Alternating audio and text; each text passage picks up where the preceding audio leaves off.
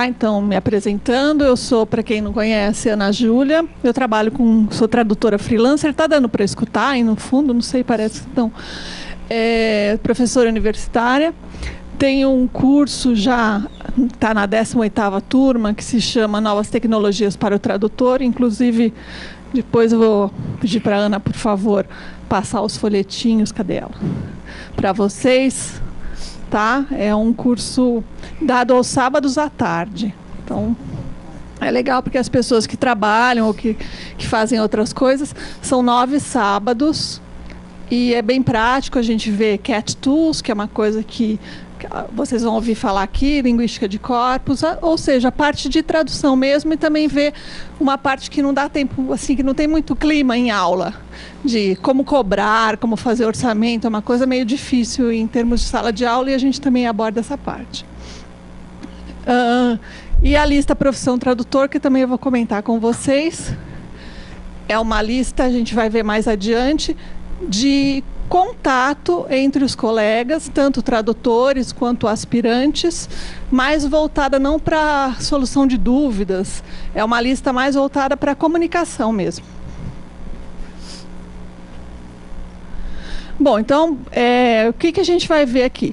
Ambientes virtuais, principalmente, tá? Blogs, listas, alguma coisa do YouTube, e vocês vão falar, nossa, eu vou até lá, perdi a minha sexta-feira para ouvir falar do YouTube, peraí. Não, a gente vai ver algumas coisas especiais que são interessantes, que a gente chama de umas pérolas que a gente pode encontrar. Uma lista que não seria lista... não é um ambiente social, que é muito importante que o tradutor tenha um perfil em uma lista que não seja... É legal um tradutor ter Facebook? É lógico que é legal, tá no Twitter e tudo mais, sim. Mas é importante você ter uma lista que seja mais profissional também, até porque fora do Brasil isso é mais valorizado. Se você falar, olha, acessa o meu perfil do Facebook para um cliente seu dos Estados Unidos ou da Europa, vai falar, hã? É uma coisa, seria como falar assim, vamos nos encontrar para uma reunião de negócios ali no balcão do McDonald's, tomando milkshake, todo mundo fala, pera, né? A menos que você trabalhe no Google, que aí é diferente, é outra história, senão não. E mesmo dentro das mídias sociais, a gente vai ver que existem comunidades que são mais profissionais. Então dá também para a gente fazer vamos dizer, um tempero. Por favor, Estela. Tá, então, eu coloquei só alguns blogs aqui, a gente sabe de vários.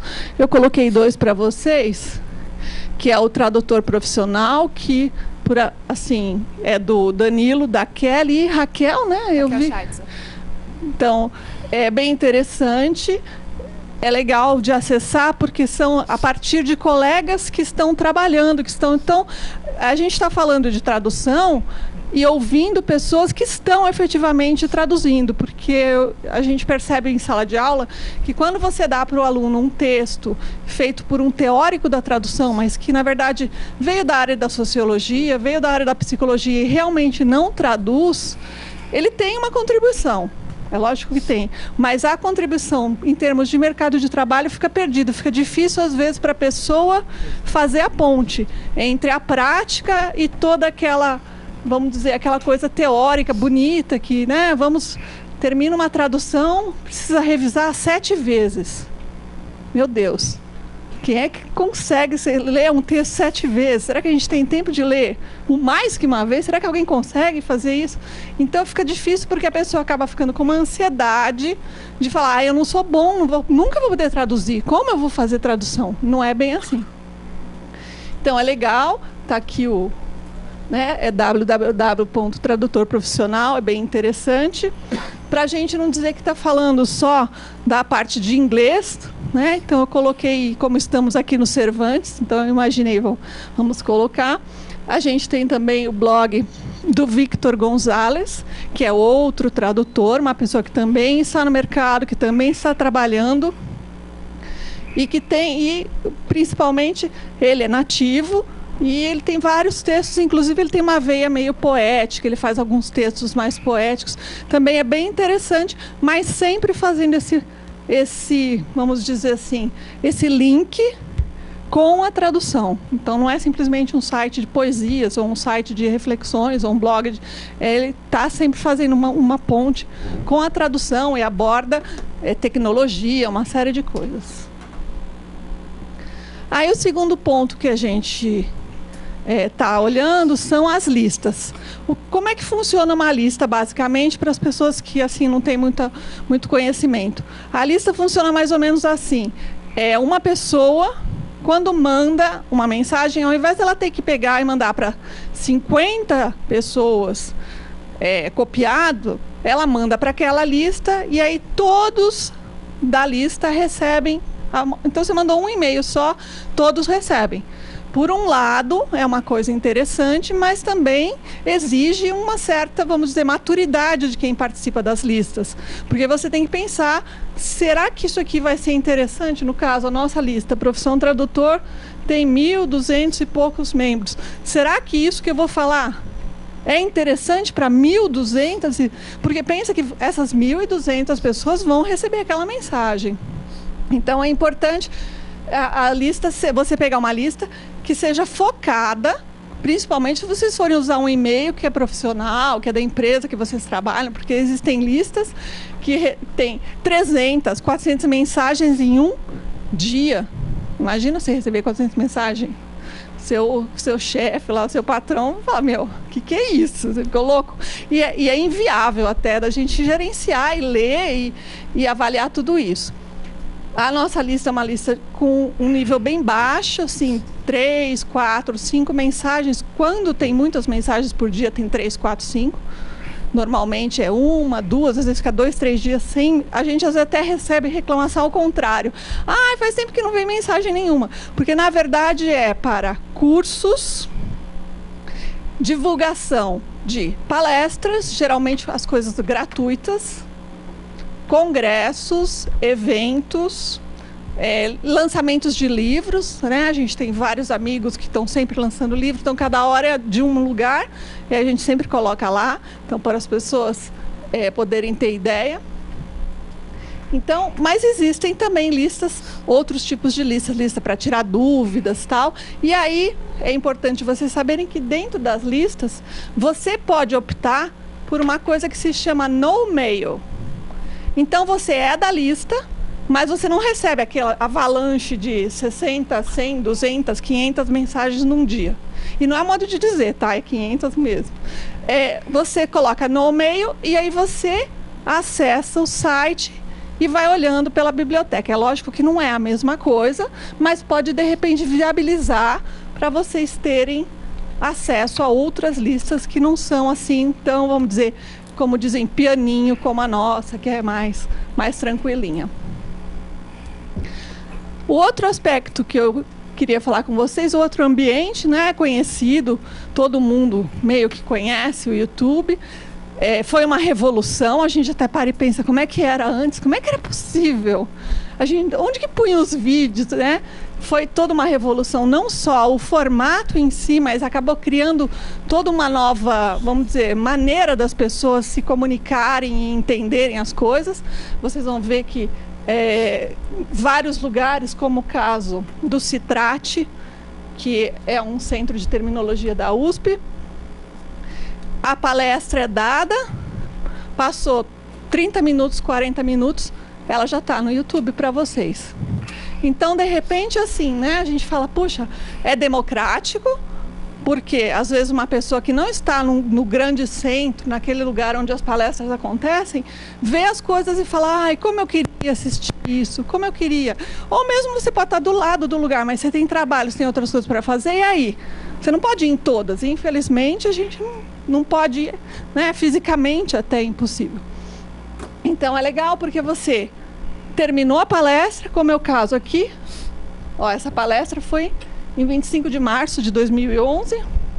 O Nelson Archer, para quem conhece, é um tradutor, poeta, escritor e faz tradução de poesia. Ele fez uma palestra, daí a pouco ela já está. É lógico que elas são divididas em pedaços, porque o YouTube tem um tamanho, peso máximo.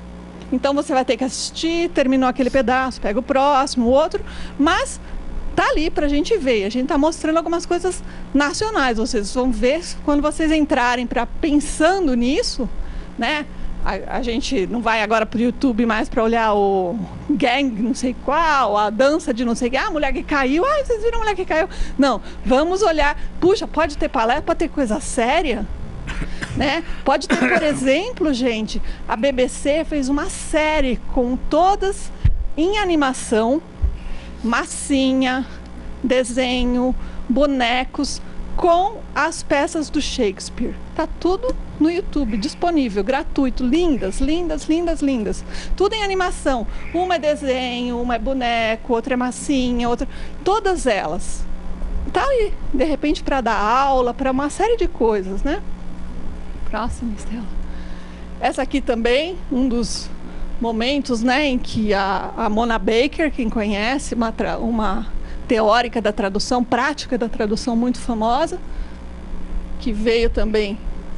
Essa aqui foi na Casa de Cultura Japonesa, porque foram tantas pessoas que não coube no prédio de letras. Foi na Casa de Cultura Japonesa, na cidade universitária. Eu tive oportunidade de estar lá.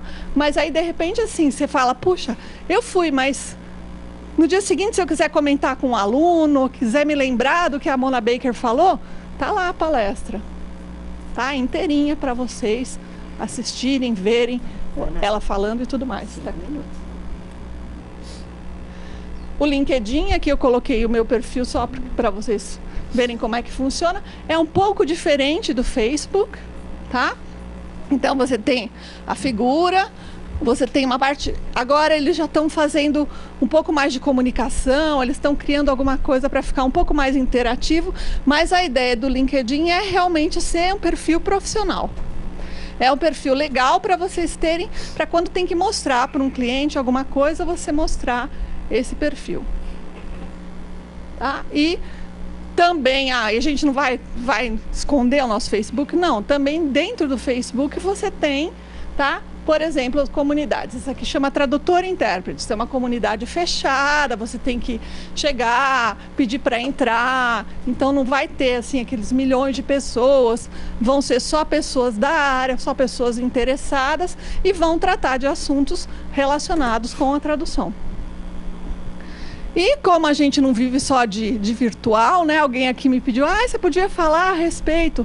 Nós vamos ter o nosso encontro, que está sendo meio virtual por enquanto, né? Mas que no dia 21 e 22 de junho vai ser um concreto e espacial. Esse grupo é o terceiro simpósio, ele começou exatamente a partir daquela lista Profissão Tradutor, mas é aberto a qualquer pessoa. A gente tem várias palestras, são 2 dias, 21 e 22 de junho, vai ser no auditório do Paulista Wall Street, aqui na Itapeva, aqui pertinho, perto do metrô. E a gente tem, o evento não tem fins lucrativos e então, assim, a inscrição é um preço muito, vamos dizer assim, convidativo.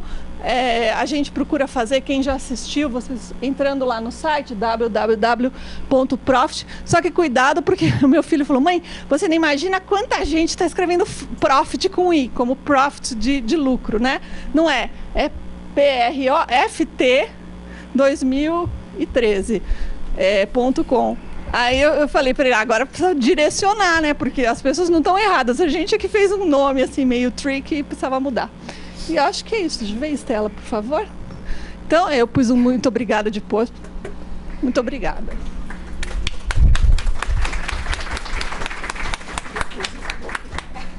Estela, são todos seus. Todos seus. Ok. Então, agora vamos... Quer que eu tire? Eu não coloquei, não. Obrigado. Não, tá aqui o meu. Obrigada por graças a vocês. Obrigada, não. Ah, obrigada. Então...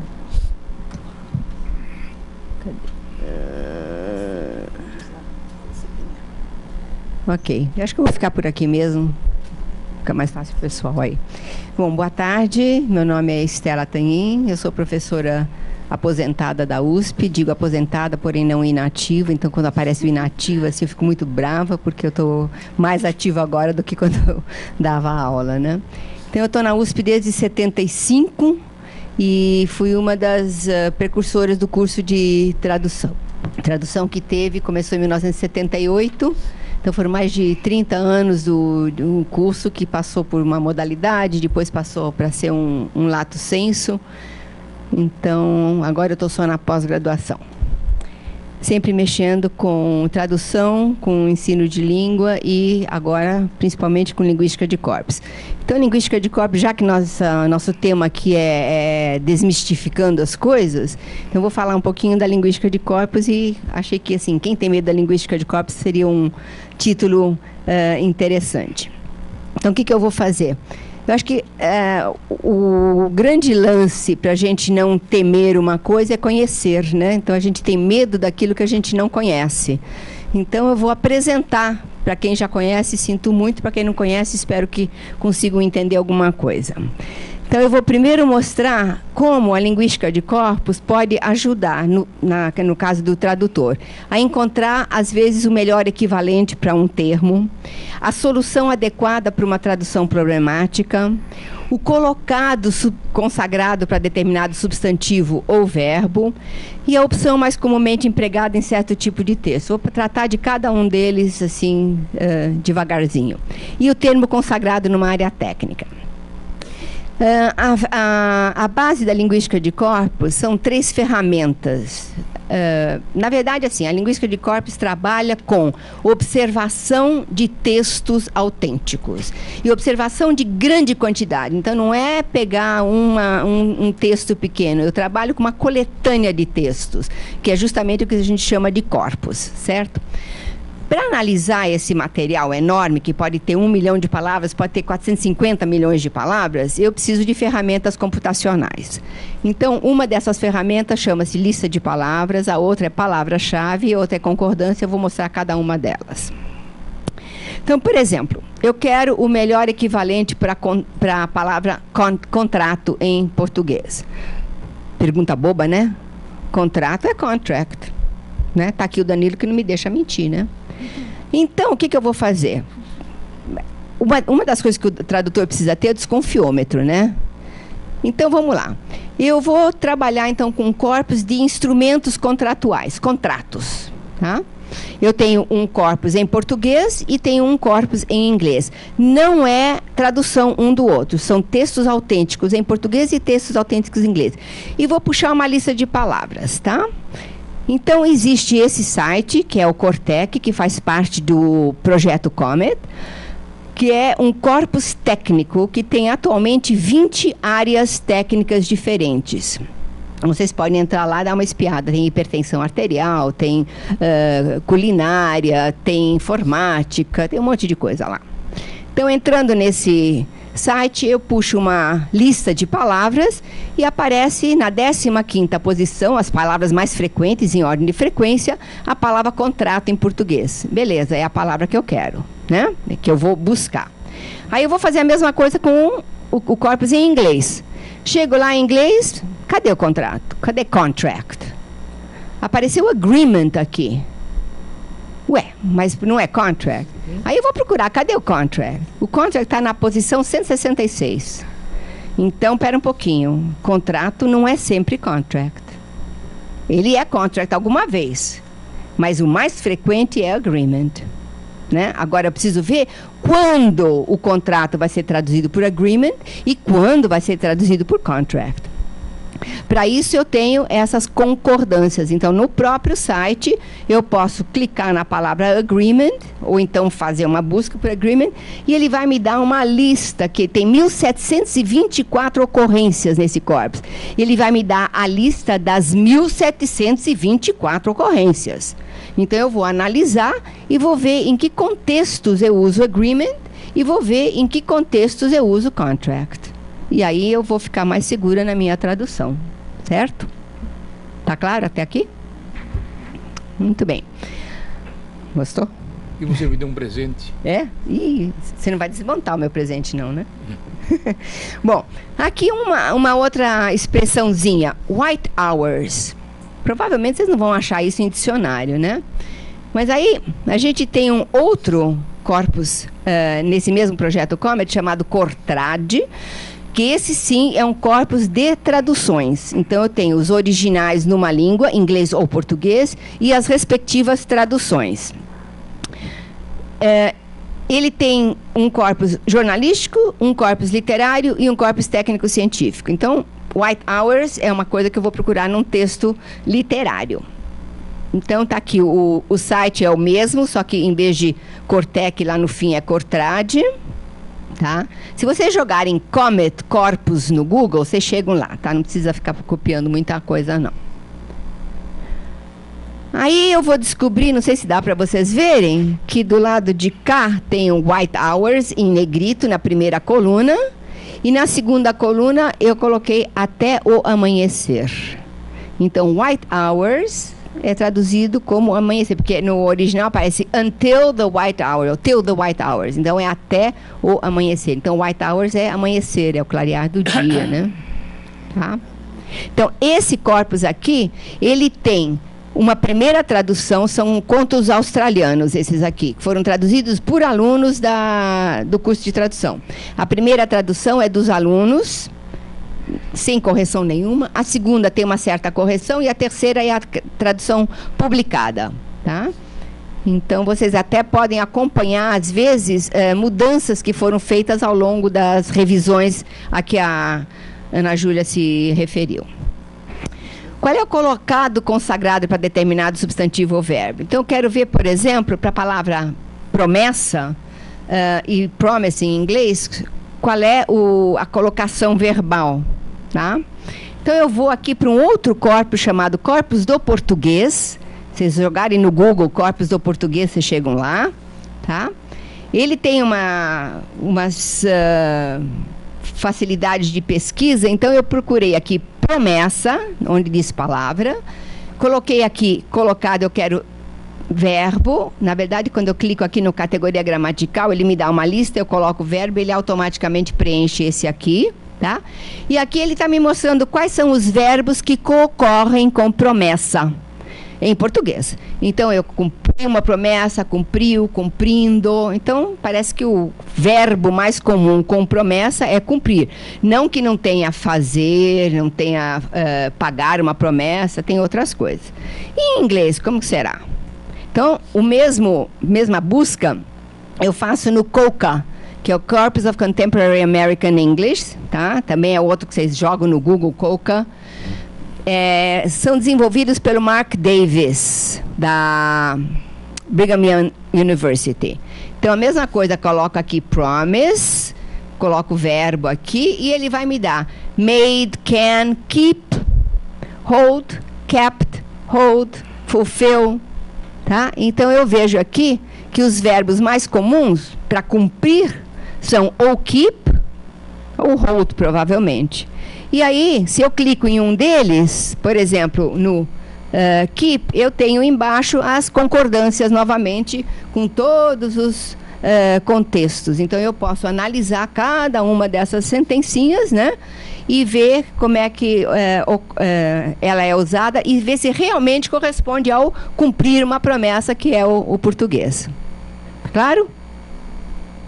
Ok. Então, nós já vimos esse promise, agora vamos ver quando é com um verbo mesmo, o advérbio que ocorre. Chorar.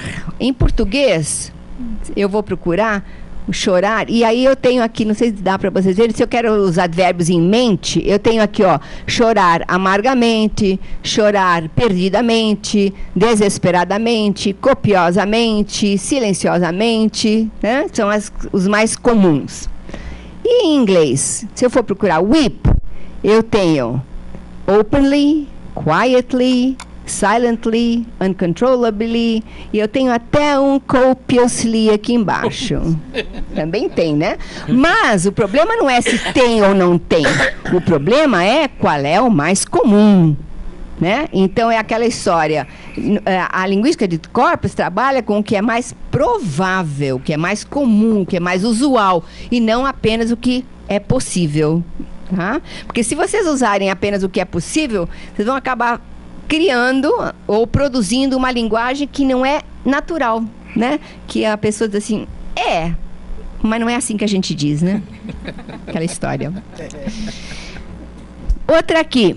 Eu quero saber como é que se diz em português coronary heart disease ou congestive heart failure.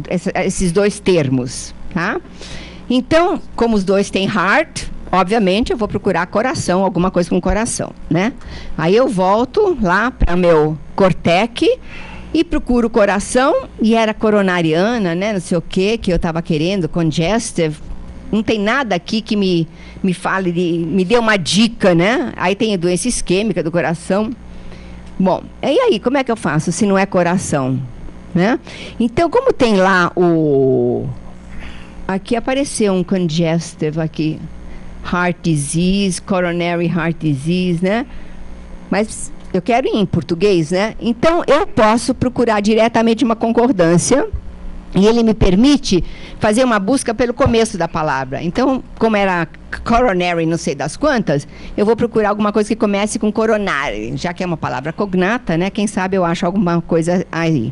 E aí, eu estou achando aqui doença coronária, tem um outro aqui embaixo, doença coronária, doença coronária, doença coronária. Então, vocês veem que o heart some em português. Né? O coronary heart disease não tem, é só doença coronária, não tem o heart, né? Não sei se fizeram o coração. E o outro era congestive, né? Então vou lá no congestive e vou procurar aqui e aparece insuficiência cardíaca congestiva. Então o tal do failure, heart failure, é insuficiência cardíaca, tá? Então, acho que o Corpus me ajudou aqui a descobrir umas coisinhas, né? O termo consagrado numa área técnica. Então, por exemplo, aí nesse caso, eu já vou precisar, se eu tenho uma área técnica específica, de construir um corpus personalizado. Então, eu vou construir o corpus com textos daquela área que me interessa, certo? Nesse caso, eu não tenho uma ferramenta embutida. Eu vou precisar usar uma ferramenta externa. Então, existem essas duas ferramentas. O Anticonc, que é uma ferramenta gratuita, e o Wordsmith Tool, que é pago, mas ele é 50 libras, é acessível. Aí, o que eu preciso? Eu já mostrei a lista de palavras. Então, eu vou precisar de uma lista de palavras do meu corpus de estudo. No caso aqui, eu peguei um corpus de beisebol. Está vendo a bolinha aí do beisebol? Tá? E para eu descobrir o que é típico do beisebol, eu vou precisar... Se eu fizer uma lista de palavras, não sei se vocês repararam quando a gente fez o do contrato lá, que apareceram um monte de palavras antes de aparecer na 15ª posição contract, ou contrato, né? Essas palavras gramaticais não vão me interessar. Então, se eu quero saber o que é típico do beisebol, eu vou comparar essa minha lista de palavras com uma outra lista de palavras de um corpus geral, de um corpus de língua geral. Então, misturando vários gêneros, tá? Então, eu vou pegar um corpus, nesse caso, um corpus jornalístico, né, com vários artigos de jornal. E nessa comparação, aquilo que é comum aos dois, estatisticamente, tá? Relativamente comum, vai subir. Então, ele vai me produzir uma lista de palavras-chave em que vão aparecer apenas as palavras do beisebol. Então, se eu quero dar uma aula para um aluno, né, de linguagem específica sobre beisebol, eu sei exatamente o que eu tenho que... Qual é o vocabulário que eu vou ter que ensinar, né? Isso se aplica a qualquer campo. Tá claro até aqui? Ok. Então, aqui tem a palavra better, por exemplo, né? Agora, better é uma palavra comum, né? Quer dizer, ela existe em outros contextos. Então, se eu quero, eu posso ir lá no Coca e procurar a palavra better e eu vou descobrir que ela tem realmente o significado de batedor de beisebol, nesses exemplos aqui, mas ela tem uma série de outras ocorrências em que better é um termo da culinária, que é massa, a massa de bolo, né? E, além disso, tem um outro sentido em que ele é um verbo, né? The cold and the ice batter us, né? Castigam a gente. Então, aqui eu tenho também uma forma de identificar os vários significados de uma palavra. Então, e agora? Vocês continuam com medo da linguística de corpus? Continuam assim? Ou já estão assim? Obrigada.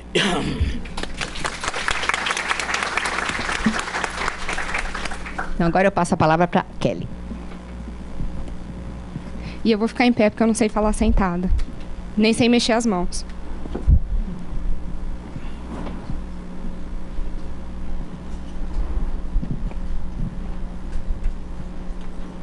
Eu trouxe para vocês hoje aqui algumas ferramentas de apoio ao tradutor. Eu não vou falar de MemoQ, nem de WordFast, nem de Trados, nada disso. Porque isso daí já foi muito falado. Eu vou falar de coisas que ajudam a nossa vida a ser um pouquinho melhor, um pouquinho mais fácil. Eu acho que a ferramenta as 3 principais ferramentas do tradutor não estão no computador. Para mim, pelo menos, é cérebro, as mãos e os olhos.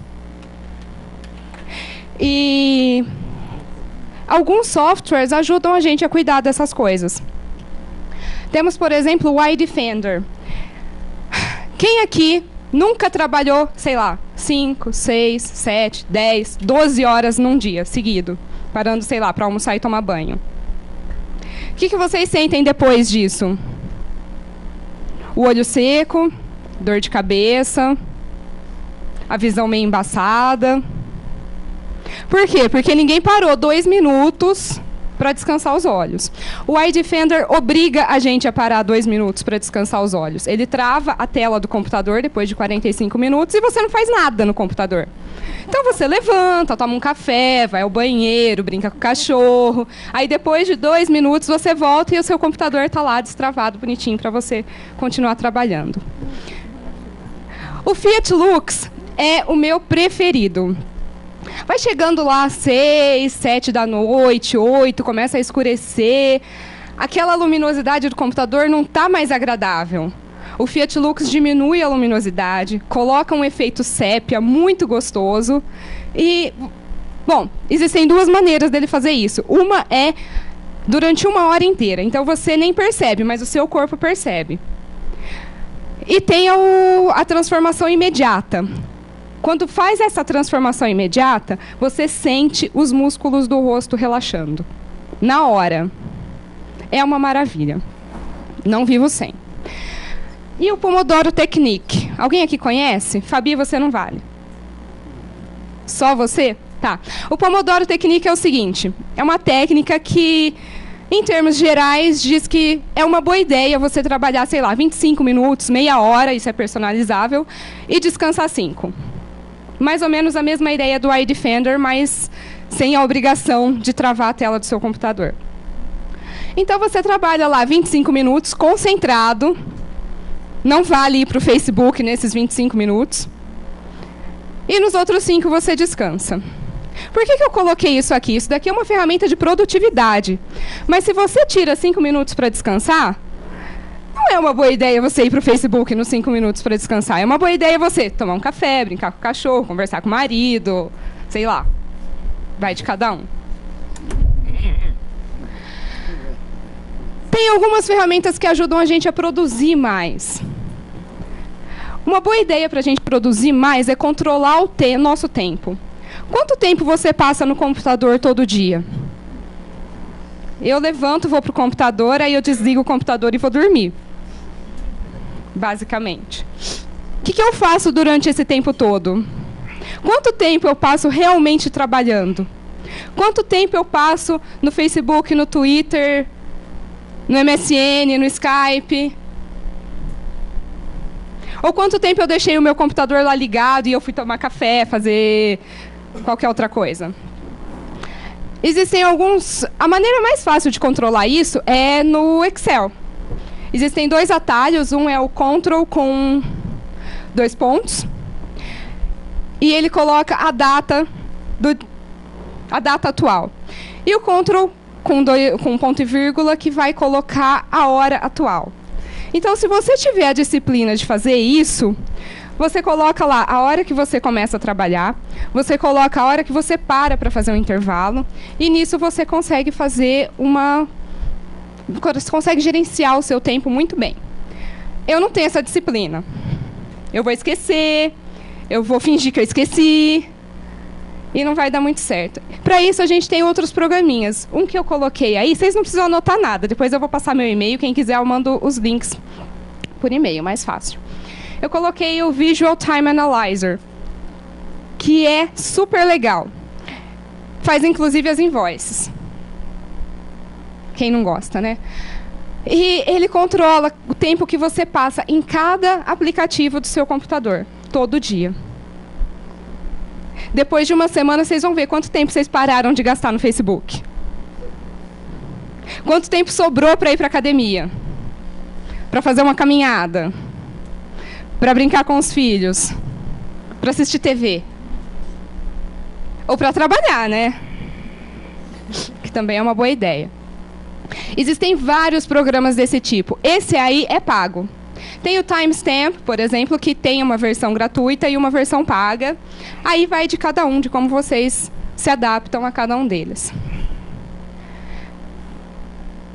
Esse negócio de mesclar arquivos. Quem aqui nunca recebeu um projeto com 175 arquivos, sendo que 2 deles tinham lá umas 3.000 palavras e os outros tinham 2 frases cada um? E aí, quem usa um Cat Tool, tudo bem, vai lá e trabalha na ferramenta. E quem não usa isso? Quem não usa um Cat Tool tem essas possibilidades de mesclar os documentos e fazer um só. E aí você não precisa ficar abrindo toda hora um documento para traduzir 2 frases. Você colocou todos num só. Esse Twins File Merger é pago. A versão gratuita dele você só pode mesclar de 2 em 2. É a mesma coisa que abrir toda hora. Então, compensa pagar. É super baratinho. É bem bacana. Diminui muito o trabalho também, né? O Pomodoro Strict. Kelly, você já falou do... Tem até HTML. Mas aí, não sei, também varia, né? Da necessidade de cada um. E tem vários tipos também de softwares que mesclam arquivos. Então... aí tem que ver qual que se adapta melhor à sua necessidade. Kelly, você já falou do Pomodoro, a gente já entendeu. Pois é, mas eu não sirvo para o Pomodoro porque eu vou para o Facebook nos 25 minutos. E eu não fico parada só 5 minutos, no meu intervalo 10, 15, meia hora, 2 horas. Então tem o Pomodoro Strict, que trava todos os sites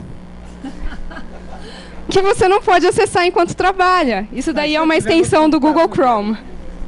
Não é 7 minutos para acessar na hora. A gente controla isso. Não tem como acessar o Facebook enquanto você deveria estar trabalhando. Então o que você faz? Você trabalha. Fazer o quê? Não tem jeito? Trabalha. É personalizável também. Se você prefere trabalhar mais tempo, descansar mais tempo ou menos... aí é com vocês. Eu já descobri o jeito de dar volta nisso daí, então eu já não uso mais, né? Não vou ensinar para vocês. Não é a intenção. O Dropbox. Por que eu acho que o Dropbox é uma ferramenta de produção? Quem não conhece o Dropbox aqui? Tá. O Dropbox é tipo um disco virtual para você guardar seus dados e memórias e aquilo que você achar que deve. Como o Google Drive, como chama o da Microsoft? Alguém lembra? SkyDrive? Esse aí. Tem vários assim na internet. Eu coloquei o Dropbox porque é o que eu uso. E para mim é uma ferramenta de produtividade porque tudo aquilo em que eu estou trabalhando está lá dentro. Se de repente eu preciso, por algum motivo, trabalhar em outro computador, em outro lugar, tá lá, na internet, disponível para mim a hora que eu quiser. Se eu preciso, por algum motivo, ir trabalhar na minha mãe, eu uso o computador da minha mãe. Se eu preciso viajar e usar o computador da empresa, eu uso o computador da empresa, não tem problema nenhum. Para mim, isso auxilia a produtividade. Obrigada. E também com mais facilidade. Quem nunca aqui pegou um PDF com senha? Pois é. E o cliente nunca sabe a senha. Eles não sabem nem que tinha senha. Acontece também com doc, acontece com zip, acontece acontece com tudo. E o coitado do tradutor tem que fazer alguma coisa para ajustar isso. Essa empresa, a Elcomsoft, faz especificamente softwares para quebrar a senha. Só isso. Tem desde os programas super, que custa, sei lá, um conjunto desses programas custa $1.200, $1.300, uma coisa assim. Não é isso que a gente vai usar. Até os mais simplesinhos, que de tirar a senha de PDF custa $50. Se for um PDF pequenininho, compensa você recusar, mas se for um PDF grande, compensa comprar o software e tirar a senha. Muitas vezes esses softwares aparecem em promoções do giveaway of the day, giveaway, alguma coisa assim. Que aí você baixa no dia específico e é grátis. Só que se você trocar de computador, não tem mais como levar ele junto com você, porque é só aquela instalação. Mas é grátis. Ajuda. Aí você tirou a senha do seu PDF. Você precisa agora tirar o texto do seu PDF. O que vai acontecer? Vai gerar um arquivo todo cheio de tags. Tag para todo lado. E essas tags atrapalham na hora de traduzir. Existe essa macro, chamada Code Zapper, que tira todas as tags inúteis do seu PDF e você pode trabalhar com mais tranquilidade. É uma coisa linda. Também é pago, mas também é baratinho. Fabi, você lembra quanto você pagou? $20? Uma coisa assim. É baratinho. Compensa ter. O de quebrar a senha de PDF, de Word e tal, não é uma coisa que compense você ter no seu computador todo dia, porque não é todo dia que você vai precisar. Então, quando você precisar, você pega e baixa. Mas esse é legal ter, sim. Aí eu coloquei juntos o Xbench e o TTX Comparator, a Psych Comparator. O Xbench é um excelente programa para gerenciar memórias, glossários, tudo isso de terminologia. Eu uso muito para fazer conversão de memória. Eu recebo, sei lá, uma memória de trados em TXT e eu quero uma TMX para eu usar no MemoQ. Vai direto para o Xbench. Tem a má notícia. Tem a boa notícia e tem a má notícia. A boa notícia é que o Xbench foi lançada a versão 3 dele e ele está muito mais poderoso. A má notícia é que ele passou a ser pago. Tem a segunda boa notícia, é que a versão 2.9 continua disponível e grátis. É para gerenciamento de terminologia, para você fazer busca em memórias de tradução. Tem também o recurso de você fazer Quality Assurance. Então, você vai ver se todas as tags estão no lugar certo, se o glossário foi seguido. De repente, a Quality Assurance, esse recurso do seu Cat Tool não é tão assim bom. Então, você tem o recurso de fazer pelo Xbench. Já na versão 2.9 fazia isso. Na 3, nossa, vai estar muito lindo. Mas vai ser €99 por ano. Dói. O TTX Comparator é o seguinte, você fez um TTX, o TTX voltou revisado, ou então o documento foi atualizado, e você precisa ver qual a diferença entre um TTX e o outro. Eu não sei fazer isso sem o Comparator. Talvez, de repente, no MemoQ eu dê jeito, mas esse daqui faz como se você estivesse fazendo a comparação de documentos no Word. Super simples, vem ali, aparece grifadinho o que tem de diferente entre um documento e outro. Tranquilinho. Outro pepino para tradutor é fazer orçamento e passar a contagem de palavras. Cada programa faz de um jeito. Não tem dois programas que façam do mesmo jeito, a não ser que usem a mesma base. E aí, o Word, por exemplo, faz contagem de palavra? Faz, mas ele pula a caixa de texto, ele... Enfim, cabeçalho, rodapé, nem sempre são contados.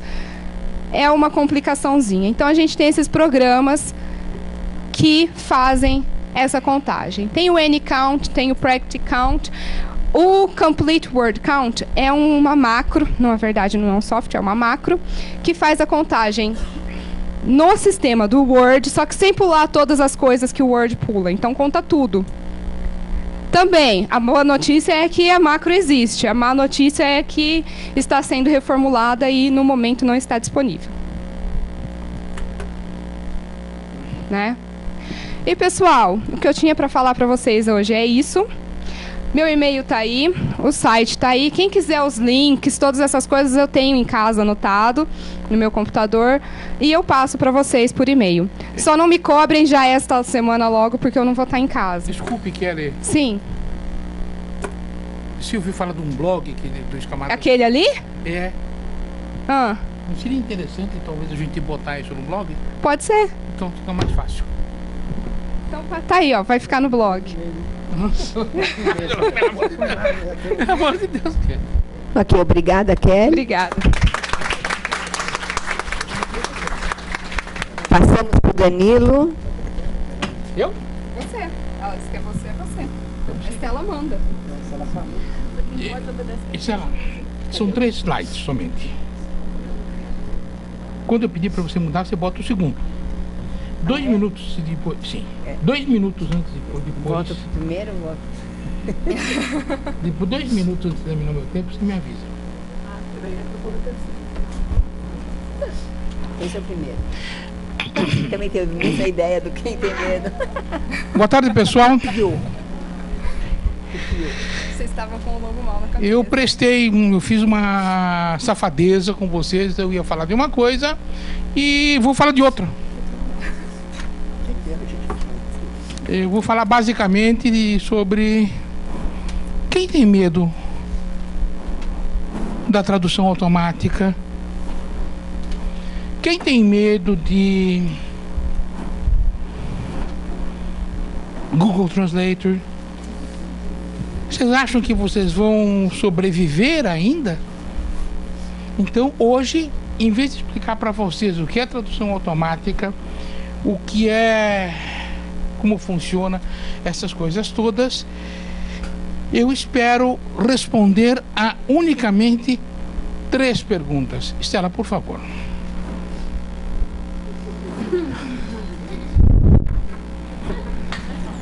Porque realmente é isso que interessa.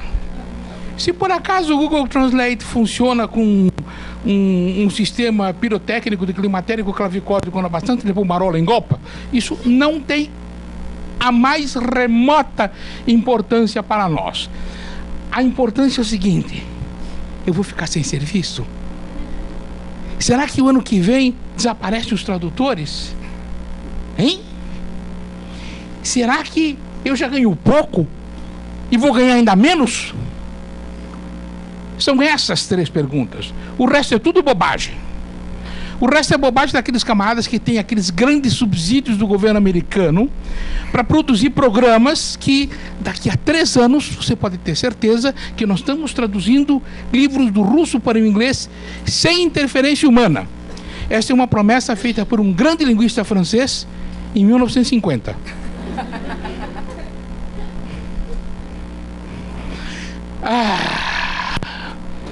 Nós vamos chegar sem serviço? Você vai ter serviço ano que vem?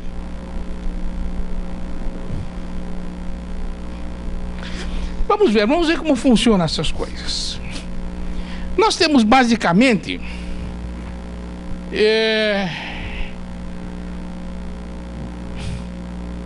eu vou fazer uma série de oposições aqui, uma série de contrastes, para a gente entender um pouco disso, porque o pessoal confunde muitas coisas. Quando começa a falar de... O pessoal confunde, inclusive, tradução automática com tradução assistida por computador. Diz que é tradução automática, não é, pelo amor de Deus, é outra coisa. Pior ainda, mas é diferente. Então, vamos ver se a gente consegue se entender. O grande exemplo da tradução automática é o Google Translate. O que ele faz? Ele pega um texto em qualquer língua e ele traduz para qualquer língua. Se você vai entender a tradução, é um outro problema. Mas qualquer mesmo, né? Mas ele traduz. Ele traduz. Uma língua pra outra. Ele traduz.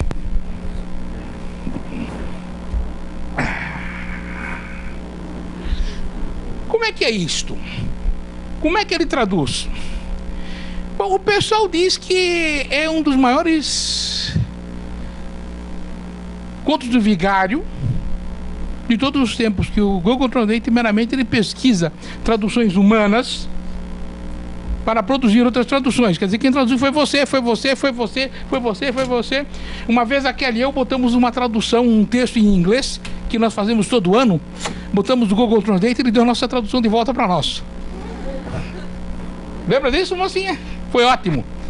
Então nós demos o segundo segmento e ele deu uma tradução totalmente errada.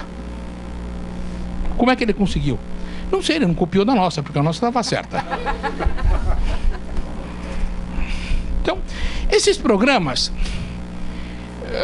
eles têm uma utilidade enorme. Eles têm uma utilidade enorme para você fazer consultas. Eu ontem consultei Close, C-L-O-S-E. Ele me deu uma série de traduções muito interessantes. Coube a mim escolher. Se cabe a mim escolher, então não perdi o emprego ainda. De vez em quando a gente recebe de um cliente, uma solicitação, dar uma olhadinha numa tradução que já está feita. Dar uma olhadinha. No meu blog eu tenho até uma crônica sobre isso que eu escrevi há um bom tempo. Dar uma olhadinha eu dou. Não cobro nada, mas também não mexo nada. Não falo nada. Você vai dar uma olhada, certo? É algo como se você dá uma olhada no meu cabelo. Olhei o meu cabelo, sim, tá.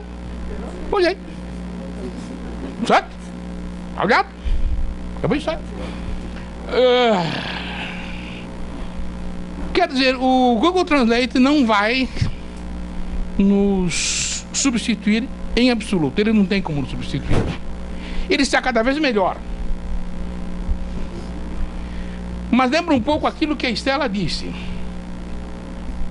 Contrato pode ser contrato ou agreement. Agreement é mais comum do que contract. De fato é. Mas precisa da tua cabecinha. Precisa da tua cabecinha para saber se naquele momento. Precisa da tua cabecinha para examinar todos aqueles colocados e dizer, ahá, aqui.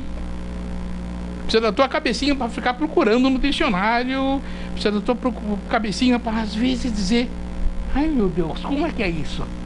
Eu não vou mexer nisso agora. E escrever para um colega que saiba daquilo e possa resolver. Quer dizer, precisa da nossa cabecinha.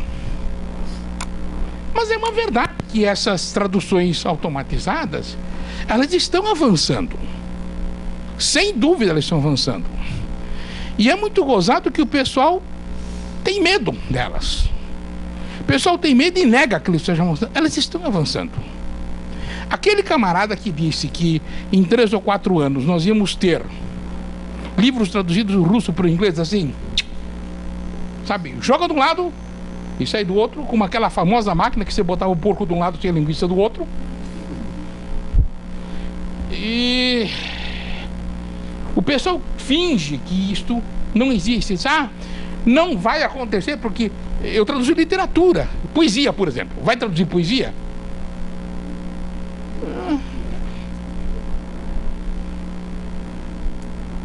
Talvez não, né? Mas quantos de vocês traduzem poesia? A tradução poética, e provavelmente essas máquinas nunca vão conseguir fazer, mas a tradução poética é totalmente inexistente do ponto de vista comercial. Vocês conhecem alguém que viva de traduzir poesia? Eu vivo há 40 não sei quantos anos de traduzir balanços. Vocês conhecem mais gente que vive de traduzir essas coisas. Um que traduz medicina, outro que traduz engenharia. E quem traduz poesia? Um bando de amadores. Então, não afeta. Nós temos outros tipos de programas que são mais... Danilo. 2 minutos. Que pena. Então, o que acontece é que nós vamos, então, aos poucos, virar revisores. Cada vez mais nós vamos ter material produzido por esses programas e que nós vamos ter que revisar. Nós vamos ter que aprender a revisar essas coisas. Porque quem não se atualiza fica para trás. É alijado do mercado. Eu conheci muitas pessoas que disseram, eu não vou usar computador. Eu me lembro de um jeito que diz assim, eu sou um excelente datilógrafo, para que eu preciso de um computador?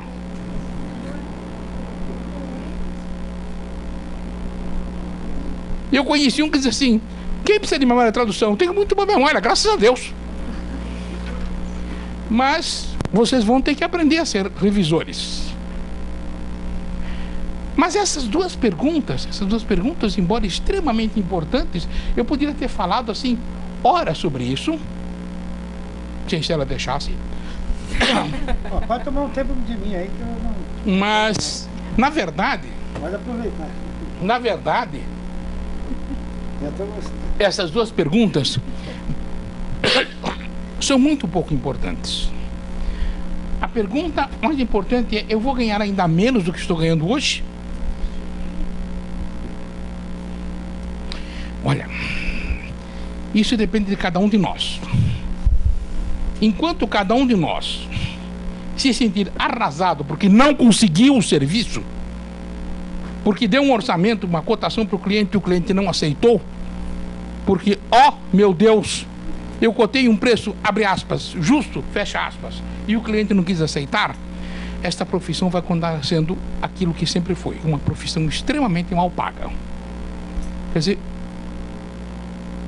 o truque está em aprender a dizer não. Não é uma palavra doce, agradável. Digam sim. Não. Digam não. Não é lindo? Não, eu não tenho mais nada a dizer para vocês. Muito obrigado. E o último?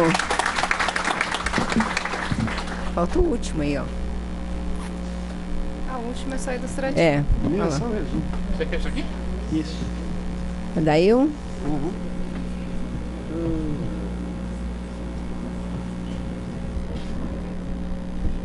Então, deixa eu me apresentar. Quando eu comecei a teorizar sobre tradução, eu era tradutor, né?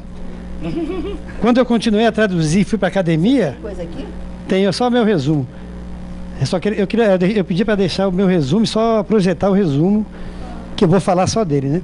Então, mas aí o que eu estava dizendo é que quando eu comecei a misturar teorização sobre tradução com tradução feita, eu já tinha feito bastante, eu já tinha graduação, numa época em que não precisava de formação, todo mundo traduzia, né?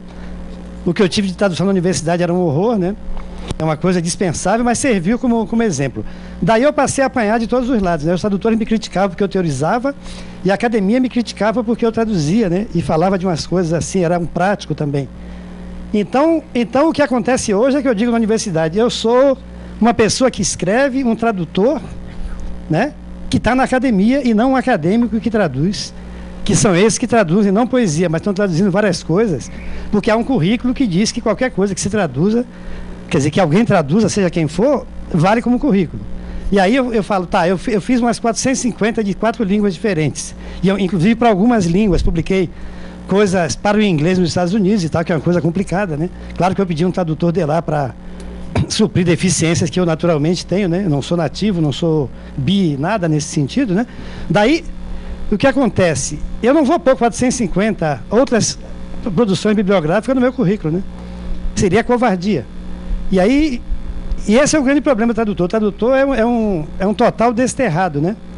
Sabe, ele simplesmente é jogado por aí. E aí, veja, eu trabalho hoje, de alguma maneira, com formação. Eu preciso conhecer uma série de coisas e eu tenho feito avaliação de curso de tradução e meu critério é especial. Se não tiver um certo número, por volta de 50% de professores que são também tradutores, eu não aprovo o curso, dou parecer contrário, porque essa não é uma atividade que se possa saber na teoria.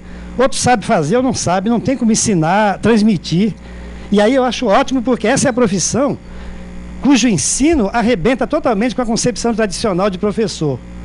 Sabe? Tu é apenas uma pessoa que sabe certas coisas, que tem uma certa experiência e que vai aprender com eles. Eu gosto de fazer oficina de tradução. Eu dou o texto antes, chega lá, tem 4 soluções diferentes, algumas melhores do que a minha, né? Da que eu propus, e isso é que é a coisa mais interessante de tradução, é uma ciência inexata. Eu diria que é uma desciência, né, talvez. E porque, justamente, jamais nós vamos ser substituídos por nada dessas coisas, porque a gente vai pôr tudo isso a nosso serviço. O que falaram antes é interessante, que eu fiquei por último, porque tudo isso eu tenho que levar em conta e tal, mas eu não quero proficiência de técnico, eu quero proficiência de quem está focado, né? Eu formo pessoas que vão pensar a tradução esquizofrenicamente, né? Porque tradutor é um leitor estranho, né? É um leitor que tem que ler para dizer para o outro, né? É complicado, ele é um fofoqueiro pago, né? Quer dizer assim, ele tem que fazer a fofoca, dizer, olha, o cara lá está falando aquilo, tá? E a depender de como ele diga, né? Tem um exemplo lá do Evandro Magalhães, que o príncipe Felipe veio visitar, ele era intérprete da Câmara ou do Senado, sei lá, e daí deram de presente um livro sobre a Amazônia. E o príncipe Felipe, né, que oficialmente não é chefe de Estado, é só marido da rainha, disse assim, do que sobrou. E o tradutor traduziu para o presidente da Câmara ou do Senado, sei lá, muito obrigado, né? Isso sim é um intérprete, né? Ele não ia dizer. Aí eu pensei com ele depois um dia, tá, mas se fosse o primeiro-ministro inglês, tu teria que declarar guerra. Tinha que dizer, o primeiro-ministro inglês falou o que restou da Amazônia.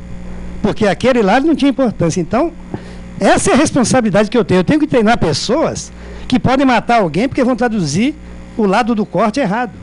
Sabe, se traduzir num livro de cirurgia, né, direita e não esquerda, tá, e quando o médico se atrapalha e manda para mim errado, eu tenho que entender de anatomia, eu tenho que entender, será que essa veia, será que ela está aqui mesmo? Eu vou procurar um atlas e vou ver se está. Porque vai ter meu nome lá, quando a gente traduz para o exterior é um inferno, porque tem que pôr copyright, Adail Sobral, Adail, Maria Ana Júlia, sei lá, Danilo Nogueira, e nós somos responsáveis pela fidelidade daquele texto, nós somos uma espécie de tabeliões. E quando eu vou formar, eu tenho que formar as pessoas para serem curiosas, desconfiadas, sempre suspeitar. Toda vez que tu disser que está ótima a tradução, leia de novo. Porque aí é que ela está ruim. Quando tu disser que está uma porcaria, geralmente foi a tua melhor tradução, né? Eu estava comentando de uma pessoa que está trabalhando comigo e de repente falou, eu achei tão horrível. Eu falei, eu adorei, né? Mas falei, a primeira quando tu fez, tu estava toda confiante que ia ficar bom, não é? É. A segunda tu estava com medo, não estava? Estava. Falei, por isso que ficou boa, né? Sabe, desconfiar de si mesmo. A gente é bem melhor que qualquer memória de tradução, qualquer tradução automática, mas a gente tem que pensar nisso. E quando vai formar, eu acho que tem que ter uma série de habilidades, não estou falando de vocação, estou falando da capacidade mesmo de dizer o que eu posso usar a meu serviço, pôr a meu serviço, para obter aquele fim. Por isso que em tradução nunca se fala como se traduz isso. Como se traduz isso nesse contexto dessa pessoa dizendo para aquela pessoa em que lugar. É na revista, é na internet, é uma revista técnica, o que é? Então, por exemplo, um médico falando para o outro vai dizer que eles falam assim, ele está com coronária. Coronária, em português, é abreviatura de tudo aquilo. Eles não falam tudo aquilo. Ou então eles falam, está com o coração injuriado, né?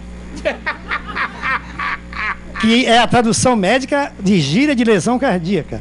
Mas como é que eu sei disso? Que eu trabalho com os médicos, eu vou lá e converso com os médicos, eu procuro o médico. Eu leio o glossário, eu vejo como é que eles conversam, eu pergunto a eles, escuta, tu traduz nodo linfático de que maneira? Como tu prefere? Junto, separado, assim, assado? Põe linfático, não põe lymph node, o que é que tu quer que faça? Eu tenho que saber conhecer meu público, meu contexto, quem é o outro que vai ler. Então o tradutor só pode traduzir com briefing. Então o treinamento de tradutor para mim, eu acho que a gente tinha que cobrar muito mais, né? Porque as melhores coisas que a gente faz, ninguém paga. Eu falo, escuta, eu cobro por palavra, mas eu produzo textos. Aí essa coisa da olhadinha é assim, manda um monte de coisa com as palavras de outra língua e acham que está traduzido. Mas não está escrito na outra língua, as palavras são da língua. Mas o texto não é. Aliás, não existe um texto. Então, o treinamento é basicamente esse. Nós temos feito isso, inclusive, na pós-graduação tem já cursos a gente oferece disciplina de tradução com o objetivo de dizer, olha, eu tenho que prestar atenção em tudo que está acontecendo, eu tenho que ler diariamente, o Facebook também é bom para isso, ler uma série de coisas interessantes de várias áreas que são divulgadas no Twitter também, para eu me atualizar, para acompanhar o que está acontecendo, porque do contrário, o número de áreas cresceu muito, mas cada área está crescendo tanto a cada momento, que eu passei 20 dias sem ler sobre coisa lá de biologia molecular que eu estava fazendo, a pesquisa avançou, eu tive que consultar um monte de coisa para conseguir traduzir. Porque em uma semana eles publicaram não sei quantos artigos diferentes. Então, um dia alguém falou assim, mas peraí, tu disse que trabalha, mas tu está aí faz tempo, há mais de 2 horas, sentado lendo um artigo. Eu falei, eu estou trabalhando, eu estou lendo o que estão escrevendo para eu saber o que eu vou escrever quando precisar, né? E também outra coisa, um preconceito que tem aqui, que a gente tem que preparar as pessoas, é o seguinte: na Europa, geralmente dizem que é muito bom que um francês traduza de alguma língua para o francês, nunca o contrário. Mas no nosso caso, me perguntaram, por que tu traduz textos de pesquisadores brasileiros para o inglês? Eu falei, porque o português não é lido e porque eu vejo coisas muito boas que merecem ser lidas. Eu fui para um congresso recente na Itália e eu vi que alguém estava falando em inglês como novidade o que eu tinha falado em Curitiba 8 anos antes, só que em português, né? Aí eu falei, agora eu não falo mais nada em português, agora minha língua será em inglês. Eu falo primeiro em inglês, depois eu traduzo, né? Sabe, vou ter que traduzir de graça para mim, né? Porque é o único jeito, né? De ser ouvido é isso, né? Não tem como. Bom, então, essa coisa da especialização em campos de saber. Eu não traduzo mais nada a não ser as áreas que eu conheço.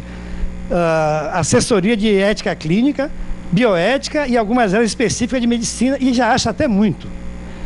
Eu acho que a gente tem que se especializar, mas para isso a gente tem que ter também uma visão de conjunto. Se eu não entender do geral, eu não posso ir para o particular. A hiperespecialização sem base, né? Não dá. Na minha época, né, hoje eu trabalho com não sei quantas áreas da linguística, e da não linguística ou da antilinguística, sei lá, mas eu tive uma formação sólida também nessa. Para contestar, eu tenho que saber o que eu estou contestando. Para violar a regra, eu tenho que saber qual é a regra, né? Senão não tem... para que eu vou contestar uma coisa que já é contestada, né? Tem que ser algo que não seja contestado para então eu conhecer. Então é bem interessante. E aí eu fico preocupado principalmente com o idealismo que a Ana Júlia falou. 7 vezes revisar, tenha paciência, fala sério, né? Ou como dizem em Porto Alegre, eu estou agora em Pelotas, né? Por favor, com essa entonação, por favor, não precisa dizer mais nada, né? Porque, olha, é um absurdo. Isso aí é exercício ocioso de antigamente da academia não produtiva, né? Da academia que alguém entrava lá e ficava 50 anos pesquisando a preposição específica de tal lugar e passava a vida nisso. Hoje é impossível, né? Quando a gente vai treinar, a gente tem que partir para outra, né? E aí reclamam, mas a preparação teórica e prática, né, fica prejudicada porque você está pensando no mercado. Eu falei, mas peraí, nós preparamos gente para quê? Para o mercado. Não estou dizendo que o mercado é soberano, a gente tem que, inclusive, educar o mercado. Eu tento ensinar, acho que na formação a gente tem que preparar o tradutor para saber argumentar contra falsos argumentos que ele ouve o tempo todo. Que eu digo que eu tenho medo das teorias implícitas. A teoria explícita falou para mim, eu contesto. Agora, aqui ninguém me diz.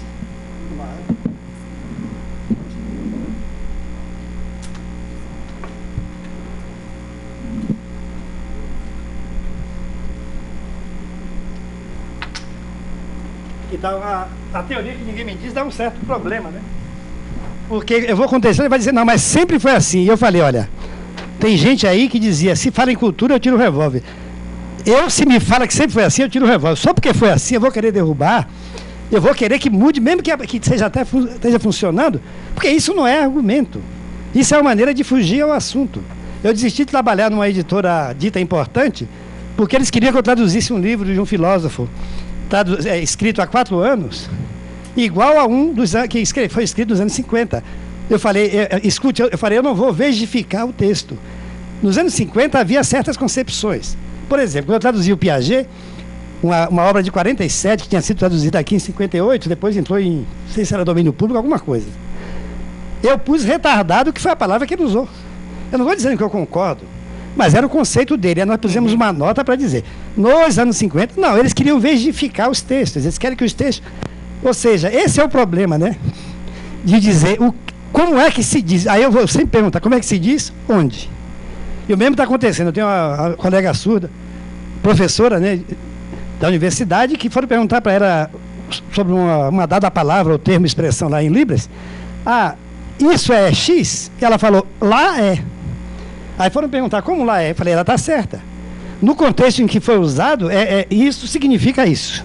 Em outro contexto, não. Ela não ia também fazer, ela não é o glossário, né? Ela não ia apresentar todas as possibilidades, o levantamento, está tudo aqui. Mas isso é que é importante. A partir de uma formação teórica forte, e eu acho que a gente tem que saber muito mais a nossa língua, eu insisto nisso. Eu tenho que saber muito a minha língua, para poder entender a língua alheia. Se eu não souber, não adianta dizer, eu sei mais inglês do que português. Isso é uma contradição. Então, tu é mau tradutor, né? Porque se tu não conhece a tua língua o suficiente, conhece mais a do outro, tu está traduzindo de onde? Qual é a tua posição? Isso é uma insistência que nós temos. Mas por que nós precisamos saber disso e aquilo? E outra, eu acho que tem que ser um especialista em usar qualquer tipo de tecnologia que apareça para facilitar. Sabe, ainda tem editoras que mandam livro impresso para traduzir. Eu me recuso a fazer isso. Sabe, eu não quero saber de livro impresso. Vai imprimir onde quiser para ler um dia lá e tal. Sabe, eu acho isso complicado. Eles podem muito bem mandar, eles sempre têm uma versão, né? Claro. Na verdade, há uma versão digital que depois é impressa, que é a base. Por que não mandam, né? Eu não entendo, me parece um pouco aquela visão da pureza e tal. Isso eu não faço. Os alunos traduzem lá, quando traduzem lá na pós-tipo de trabalho que a gente faz, na Católica de Pelotas, né, em outros lugares também, porque a gente acaba tendo grupos que se reúnem para fazer trabalhos, usar tudo na base da tecnologia, né? Sabe, a gente ainda recebe hoje, eu recebo sempre, como todo mundo, né, cópia impressa de dissertação, mas eu sempre peço uma versão em arquivo e é nela que eu trabalho. Depois eu vou e converso com a pessoa, vou lá na frente com o computador fazendo. Eu acho que a gente tem que usar, tem que saber usar todas essas coisas, sabe? Tem que trabalhar com isso. E para a formação é importante desmistificar. Nós não somos nem mercenários, nem monges. Nós não estamos aí para trabalhar de graça, nem também para só ganhar dinheiro, porque nos dois casos, né? Nos dois casos, isso provoca uma indiferença muito ruim. No momento em que eu não preciso de ganhar dinheiro, quer dizer, pouco me interessa, eu não vou fazer nada que preste, porque eu não vou ter estímulo. Mas se eu só pensar nisso, eu também não vou fazer, porque isso vai me ocupar tanto, né? Vai me preocupar tanto que aí não dá. E por isso, de certa maneira, eu fui para a academia por isso. Eu tenho um salário fixo, talvez eu ganhe a metade do que eu ganhava como tradutor, mas pelo menos ele é fixo.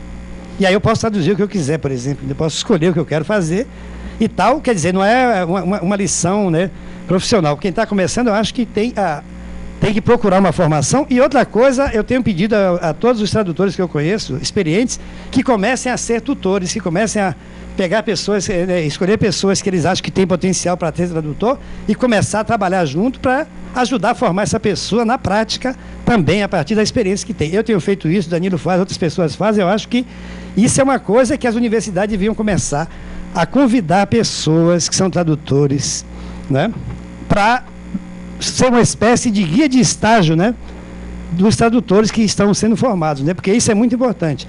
Na minha época não tinha formação, simplesmente havia o mito que sabendo uma língua e outra podia traduzir. Como nós aprendemos, eu não sei, mas hoje a realidade mudou. Na nossa época, eu chamo a época heróica, era assim que se aprendia, era por osmose, era mão na massa, né, estava lá do lado e ia fazendo, um dia tu aprendia. E isso criou, claro, coisas boas e vícios, né? Mas não importa, eu acho que foi a experiência da época. Hoje nós temos coisa. Eu quero reclamar de uma coisa, é interessante, que olha só, nós vivemos num país colonizado, né? Mas que coloniza, por exemplo, o Uruguai. Agora eu estou na fronteira, vejo que lá o Brasil, mas um brasileiro pode ser tido como um invasor, né, de um país colonialista que vai para um país menor e fica infernizando, enfim. A Argentina também, mas o Uruguai é mais próximo. E aí a gente passa o tempo lendo um monte de teorias que se aplicam basicamente aos países em que foram escritas. Por exemplo, um que eu detesto particularmente é o Venuti. Eu digo, quando vocês forem ler o Venuti, vocês leiam tudo ao contrário. Tudo que ele está dizendo, aí ele funciona. Tudo exatamente ao contrário. Sabe, porque até agora ninguém me deixou cortar um pedaço do Shakespeare porque eu não gostei. Não é engraçado? Não sei porquê. Sabe, eu brasileiro falei, olha, eu não gostei dessa parte, vou tirar. Mas nos Estados Unidos tiram pedaços do que querem, né? Sabe, editaram os livros do Milan Kundera, fizeram uma série de coisas. Então, quer dizer, é um escândalo que a gente fique lendo, escândalo da tradução, no sentido errado, porque lá é um país colonial, um país dominador, e nós não. E aí tem um outro problema também, que o tradutor fica sendo responsabilizado por coisas absurdas. Me perguntaram, se você vai traduzir um texto que fala que é preciso apedrejar, sei lá, a lapidação das mulheres, tu vai fazer o quê? Eu falei, vou traduzir exatamente como está, dizendo que ele defende. Se eu me ofender muito, eu mando uma coisa para o jornal dizendo, olha, sou contra esse livro, etc. Não tem nada a ver com ser tradutor. Aliás, tem um livro aí que foi escrito e que ataca um autor que eu gosto muito, né? E eu fiquei com medo, porque iam traduzir em português o ataque, e eu fiquei com medo que dessem para uma pessoa não qualificada e aí estragasse o debate, né? Porque se traduz errado e diz coisa que não diz, como é que a gente vai poder contestar? Aí eu até me ofereci para ser tradutor também, né? Aí acharam um absurdo. Eu falei, mas peraí, vocês acham que eu vou traduzir aquilo e vou deturpar? Não, eu sou especializado naquilo, eu tenho até resposta para as questões levantadas, mas eu, como tradutor, eu tenho que ser absolutamente ético. Então, uma das coisas que a gente prepara o aluno é pensar. Na dúvida, pergunte, duvide, diga que não sabe, reconheça quando errar, sempre duvide de si, e eu acho que essa formação é muito mais importante do que o resto. O resto, a gente aprende na prática, mas eu acho que a atitude é tudo, né? Então, muito obrigado.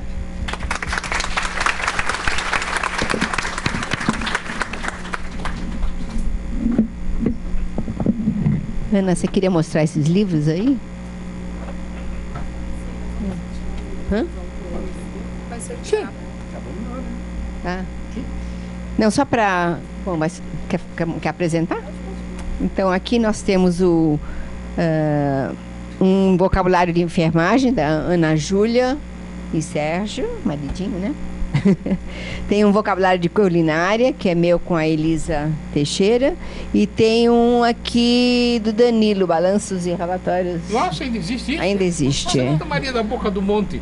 E aqui tem um outro que é sobre corpora, mas esse aqui é no ensino de línguas estrangeiras. Então, vários artigos mostrando como funciona na prática. E se Deus quiser, esse ano vai sair um de corpora para tradução.